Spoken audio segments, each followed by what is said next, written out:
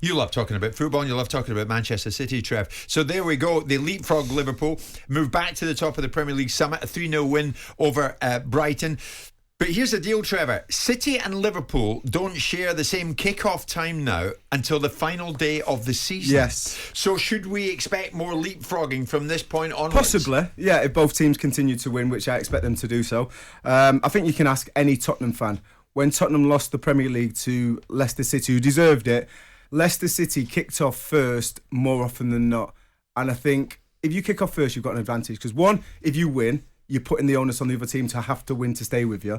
And if you lose, you're putting the pressure on the other team to take advantage of that. So I think taking the earlier kickoff out of the two teams gives you a massive advantage. So all I'd like to see is when them kickoff times come out is that they are dovetailed. Sometimes it's Liverpool kicking off first and sometimes it's Manchester City kicking off first. I mean, years from now, Simon, how are we going to look back in this so-called rivalry with City and Liverpool? Because if it comes to pass that City win a fourth title in 5 years, can you still class this rivalry as a back and forth duopoly, if you like, when City have been dominant? Well, I mean, first of all, I don't think either one of these managers are going to be affected by who plays first or second. I don't think this is Claudio Ranieri and Mauricio Pochettino or whoever was managing Arsenal at the time who actually finished second that season.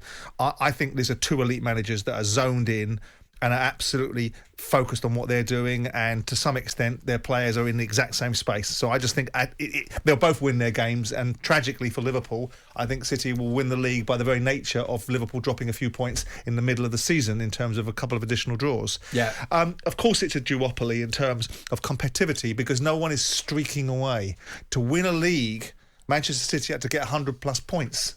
They won a league over Liverpool when every other league in every other season for every year that the Premier League was formed would have won with the points total Liverpool came second with. Yeah, but you could argue that City are streaking away because this would be a fourth title win in 5 years. Well, yes, the outcomes are that Man City have won more of the head-to-heads. Remember, but I don't. Yes, of course you do. And when you look back in the history books, you'll turn around and say that who won the title that year. Like I always say, who came second, the first loser. Right? Yeah. But in the real time, when we're managing what we're looking at through our own eyes and not through the history books, we know this is a two-horse absolute runners and riders mentality, that they are 1 point separated over 5 seasons. I know that the argument is that the winner of Wimbledon can win more points, but if he doesn't win more games, he's academic. But the bottom line is that this is a real legitimate two-horse division at this moment in time. Chelsea have flattered to deceive. And the deception was basically buying Lukaku and it not manifesting itself into anything vaguely meaningful. But it is a legitimate two-horse division right now with real challenge in it. It's not a streak away. It's not Man City winning it by a country mile every year. But you're right. In the history books, they'll say Man City, if they win this year, which I think they will, will have won 4 of the last 5. But if Liverpool pull out the Champions League in that time, they'll say that Liverpool won the Champions League twice in the last 5 years and Man City didn't win any. That's a great point. Where do you stand on this slightly duopoly, disagree. Trevor? I slightly disagree. I mean, listen, it's a great... I knew you would. I think it's a great rivalry to start with, and I think, you have to give credit to both Pep Guardiola, who's done it in his way, and Jurgen Klopp. There's different ways to mess up a good hand in cards. If you have a great hand, you can still mess that up. People don't appreciate that. Pep Guardiola, even though he has had big purse strings even, he has still had to manage that team. But when you look at the facts of the league titles over the last 5 years, including this one, if City do get over the line, it's going to be 4-1 to Manchester City. Well, that's it. 100 points for Manchester City, 84 for Liverpool.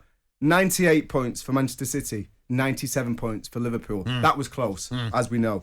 99 points for Liverpool when they won their league, 81 for Manchester City. And then it gets to 2021 season, 86 points for Manchester City.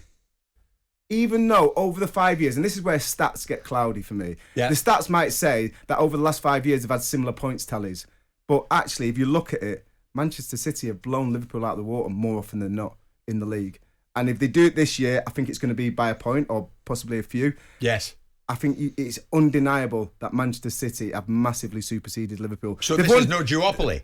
It's a massive rivalry, but it's not a duopoly. No. Manchester City are the elite team in the Premier League. I think that's fair. Trevor stats, that's what they suggest. If they do win the league this year, well, of course, the facts supersede sentiment, don't they? Yeah. But if Liverpool win the Champions League, then you have 2 teams in the Premier League that are the runners and riders of English football. One is dominating the domestic scene, and one is putting them to shame in Europe. Yeah. So you have to work backwards and say, which is the bigger bauble?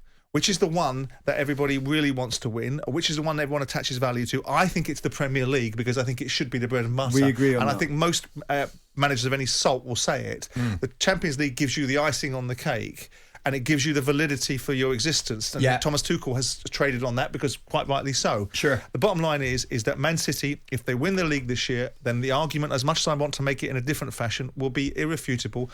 They have dominated it, but it has been nip and tuck. And I know Trevor makes arguments about how they won the league at a stretch in one season. Liverpool won at a stretch in one season too. But this season, we're seeing the gap really narrow now. It's really narrowing because it is two different styles. And you have to say that's recruitment. Klopp has done superbly well. Totally. Every signing that they've made has brought real value to that team. Not just the squad, to the team. Yeah. So they've recruited really well. Incidentally, you look like Shaggy out of Scooby-Doo this month. You need a haircut, don't you? I had a tragedy. No, I've only had it cut 2 weeks ago. Don't talk to me about hair, you two. You two have got no space in this conversation to talk about hair. You have a 2-second haircut. They pick one of them, trim it. You don't have to have that problem, right?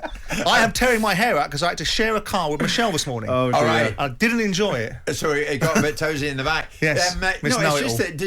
Have you run out of product? It's just everywhere this morning. I run out of product. I've got some Gorilla Tape. I can put it around your trap if you like. Jim White and Simon Jordan. Monday to Friday mornings from 10 on AM, on DAB, via the talkSPORT app and on your smart speaker. talkSPORT.